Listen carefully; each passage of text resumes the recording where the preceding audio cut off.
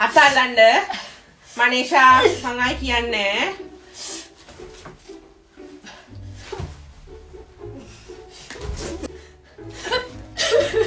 මොකටද දැන් අඬන්නේ අතල්ලන්න මනීෂා කොහොමද කට ගන්නවා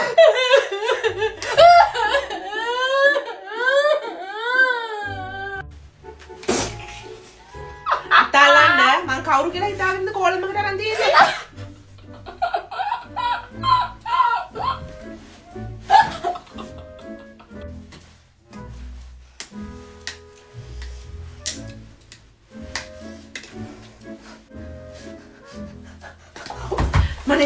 මනීෂා මොකද පුතේ මොකද Sorry miss.